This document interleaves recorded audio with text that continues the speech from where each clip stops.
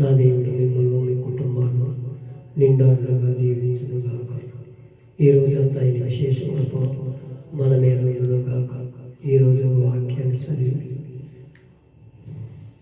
మనం ఎలా ఉండాలనే దాని గురించి కొన్ని తెలుసుకుందాం. నా దేవుడు నాకు నీకు మంచి పేరు పెట్టాలి. దాని గురించి కొన్ని లేఖనాలలో ఇచ్చి తెలుసుకుందాం. సామెతల గ్రంథము 22వ అధ్యాయము 1వ వచనాన్ని నేను చదువుతున్నాను. సామెతల గ్రంథము 22వ అధ్యాయము 1వ వచనం. అందరూ బైబిల్ ఉంటే చదవటానికి ఇష్టపడండి. దేవుని విండైన దేవుని పొందుకోండి. గొప్ప ఐశ్వర్యము కంటే మంచి పేరును వెండి బంగారము కంటే దయను కోరదగినదంట. ఇక్కడ మంచి పేరు సంపాదించుకోవాలంటే ఎండి బంగారం కాదంట మనం ఆశించాల్సింది. ధనం సంపాదించుకోవాలని కాదంట, ఆయన దయను సంపాదించుకోవాలని. కొందరు పేర్లు పెట్టుకుంటారు, మరియమ్మని, శాంతమ్మని, శాంతమ్మని, ఇలా చాలామంది చాలా పేర్లు పట్టుకుంటారు. వారికి తగినట్టు జీవిస్తున్నారో లేదో ఒక్కసారి మన హృదయాన్ని పరిశోధించుకోవాలి. యేసేపు అని, అబ్రాహాము అని, దానియేలు అని, యోనా అని, ఇలా ఎంతోమంది దేవుని బిడ్డలైన పేర్లందరూ పెట్టుకొని ఎలా జీవిస్తున్నాడు అనేది ఈరోజు మనం తెలుసుకోవాలి. మనం పేరుకి తగ్గట్టు జీవిస్తున్నామా? మన సాక్ష్యం ఎలా ఉంటుందో ఒక్కసారి మన హృదయాన్ని పరిశోధించుకోవాలి. ఇరుగు పొరుగు వారి బట్టి ఎలా ఉందో మన సావాసం, మనం బయటికి వెళ్తే ఎలా ఉందో మన సావాసం అని మనం తెలుసుకోవాలి. మనలో మాట్లాడతాం కాదు, నేను మంచిగా అందరితో కలిపిగా ఉంటాను, అందరితో మాట్లాడతాను, అన్నీ సక్రంగా చూస్తాను అనే ఆలోచన చేసే వారికి కొన్ని తెలుసుకోవాలని తెలుసుకుంటాం.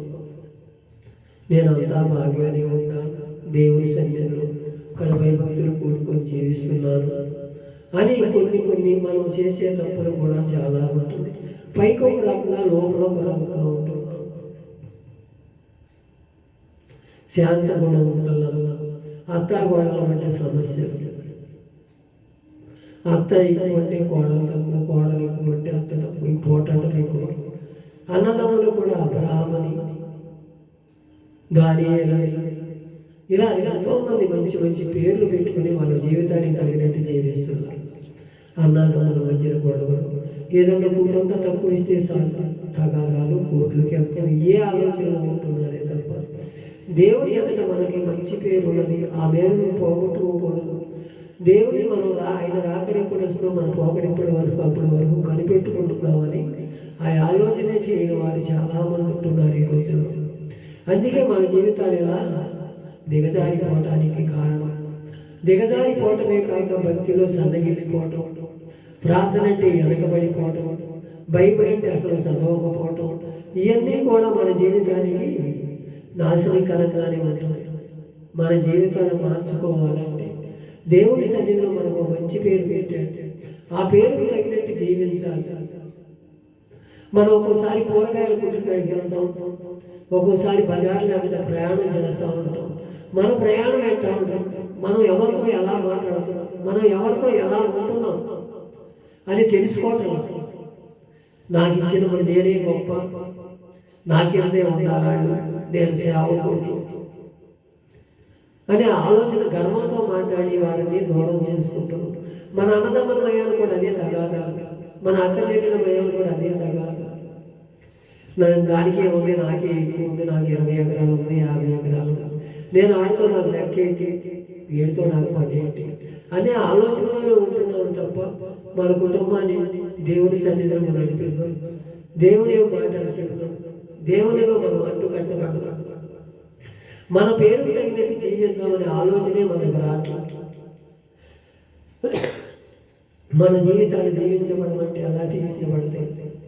అవి కరెక్ట్ కాదు కదా. దేవుని సన్నిధిలో మనం ఎలా ఉండాలంటే కొన్ని మనం ఐశ్వర్యం కంటేనంట ఆయన దయను కోరుకోవాలంట. చిత్తంలో నన్ను జరిపించయ్యా. ఈ రోజంతా నేను నీ మాట వినేవాడుగా, నీ మాటను తోసివేసేవాడిని కాదు. నీ సన్నిధిలో భయభక్తులు కూడుకొని నిండే కృప నాకు దయచేయమని, నీ దయ నాకు కావాలయ్యా, నీ కృప నాకు కావాలయ్యా అని మనం కోరుకుంటే మన పట్ల కార్యం చేయడానికి నీకు ఇష్టపడతాను. అలాగే ఎఫెసీ పత్రిక 5వ అధ్యాయం 8వ వచనం, మీరు పూర్వమందు చీకటై ఉంటివి, ఇప్పుడు ప్రభువునందు వెలుగై ఉన్నారు అంటున్నాడు. ఒకప్పుడు నిజమే, మనమందరము పాపాలు ఉన్న వారిని, పాపాన్ని కడిగేసుకొని ఆయన రక్తంతో ఆయన శుద్ధులుగా మార్చి, ఆయన కృపను బట్టి, ఆయన దయను బట్టి మనం ఇలా స్థితిలో ఉన్నామంటే ఆయన ఇచ్చిన కృప, ఆయన ఇచ్చిన కృప ఆ కృప పోగొట్టుకోకూడదు. ఎప్పుడూ కూడా ఆ కృపని మనం దూరం చేసుకుంటాం. కాలం కలిసి వచ్చిందని, మనకేదో మేడల విద్యలు కలిగినాయి అని కొందరు ప్రార్థన మానేస్తారు, కొందరు గుడికెళ్ళతో మానేస్తారు, కొందరు ఏదో చేస్తూ ఉంటారు. వాళ్ళ పనులు వాళ్ళకే కానీ దేవుని పని అసలు చేయరు. ముందర దేవుని సన్నిధిలో వచ్చేటప్పుడు గడు భయభక్తులుగా తెల్లచీర కట్టుకోవాలి, తెల్ల బట్టలు వేసుకొని దేవుడి సన్నిధిలో పరిశుద్ధులుగా కనపడాలని చూస్తారు. రాను రాను సన్నగిల్లిపోతుంది. ఆ సన్నగిల్లిపోవటం కాదండి, మునుపున్న స్థితి మనకి అనుగరించి కలగాలని, మొదట్లో ఎలా ఉందో ఆఖరి వరకు మన జీవితం కాపాడుకోవాలని దేవుడు కోరుకుంటున్నాడు. పూర్వం మీరు చీకటై ఉన్నారు, ఇప్పుడు వెలుగై ఉండాలని దేవుడు కోరుకుంటున్నాడు. నీకు నాకు గొప్ప మంచి పేరు కలగజేసి ఆ పేరుకి తగినట్టు జీవితం మన జీవితాలు కాపాడుకుంటాం. మనం చీకటిలో నడవక వెలుగులో నడుపుతాం. దేవుని మాటలు మనం ప్రడచేయని పెట్టగా మనము తూచా తప్పకుండా పాటిద్దాం.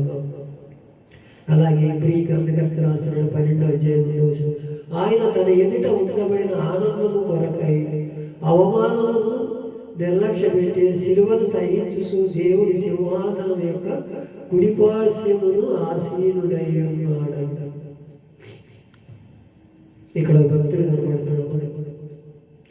దేవుడి తన వరకు ఆనందం అనేది కోల్పోయి, అయ్యా నీ చిత్తంలో నేను ఉంటానయ్యా, తన ఎదుట ఉంచబడిన దాన్ని ఉంచాలి. మన ఏదైతే మన ఎదుట ఉంచాడో మన కుటుంబాలను రక్షించుకోవాలని నిన్ను నన్ను ఒక ప్రణాళికలో తీసుకొచ్చాడు. ఆ ప్రణాళికను నెరవేరుస్తామని, ఆయన రాజ్యానికి మనం వారసులు అవుతామని, అందరం కూడా నేను ఒక్కడే పరలోకం వెళ్ళాలయ్యా, నాతో పాటు వాళ్ళు వింటలేదు, నా మాట వింటలేదు, నా అన్నదమ్ములు నా మాట వింటారు, నా అక్క చెల్లెల మాట వింటలా, ఇరుగు పొరుగు వాళ్ళు మాట వింటలేదని సాకులు చెప్పేవారంగా ఉండకూడదు. వాళ్ళకి ఎలా నడవాలో, ఎలా జీవించాలో మన జీవితాన్ని బట్టి వాళ్ళు నడుస్తారు మన పట్ల. నేను ఇప్పుడు పుణ్యాత్ముడు అయిపోయాను, నాతో పాటు మీరు అంటే వాళ్ళు రారు. మన సాక్ష్యం ఎలా ఉండాలి, మన సాక్ష్యాన్ని బట్టే వారు మనతో కలుస్తారు. మన సాక్ష్యం లేనిదే వ్యర్థమైపోయి, ఎంత వాక్యం చెప్పినా, ఎంత పాటలు పాడినా, ఎంత ప్రార్థన చేసినా మన సాక్షి జీవితాన్ని కాపాడుకో. మందిరంలో రాగా బయట రాగా నడిస్తే మన ఎదకాల నడిచే వాళ్ళు ఏం చెప్పుకుంటారు అనేది మనం వెనక తిరిగి ఆలోచన చేసి ముందుకు నడవాలి. అయ్యా నువ్వు ఇచ్చిన ఐశ్వర్యం కంటే నాకు మంచి పేరు పెట్టావయ్యా, అయ్యా నీ కృపను బట్టి వందనాలు, నీ కృపలో నన్ను దాసయ్యా, నీ దయ నా మీద ఉంచినందుకు వందనాలయ్యా, నీ పూర్వమందు మీరు చీకటై ఉండినప్పుడు వెలుగులో నడిపించావు, నేను ఏమిచ్చి నీకు రుణం తీర్చుకోగలనయ్యా, నీ చిత్తానుసారంగా నన్ను నడిపించయ్యే, నన్ను చేతులకు అప్పగించుకుంటే ఆయన కుడి పార్శ్వమున మనం కూర్చోబెట్టి ఆసీనుడిగా ఉంచడానికి సిద్ధపడతాడు. అలాంటి స్థితిగతిలో నిన్ను నన్ను ఉంచాలని దేవుడు కోరుకుంటున్నాడు. మనం ఇకవైనా తెలుసుకొని పేరుకు తప్ప జీవిద్దాం. మన పేరు ఎక్కడా కూడా వీళ్ళు పలాని వారు అని చెప్పుకోకుండేలాగా మనల్ని దేవుడు నడిపించాలని మనమందరం ప్రార్థన పూర్వకుందాం. మన జీవితాలు కట్టుకుందాం. ఇక మీదటేదో జరిగిపోయిన నీకు జరగదయ్యా, ఇప్పుడు వరకు నా సాక్ష్యాన్ని నేను కాపాడుకోలేకపోయాను, ఇప్పుడు నుంచైనా నా సాక్ష్యం కాపాడే కృపను నీ దయను నా మీదించమని ఎంతమంది అయితే కోరుకుంటారు వారి జీవితాలు మార్చబడి దేవుని వెలుగులో చీకటి నుంచి వెలుగులో వచ్చి మార్చబడి ఆయన జీవితాలు కట్టుకుని బిడ్డైన దేవుని పొందుకుని ఆయన రాజ్యానికి వారసులవుదుము గాక. ఈ మాటలు దేవుడి వెలిగిన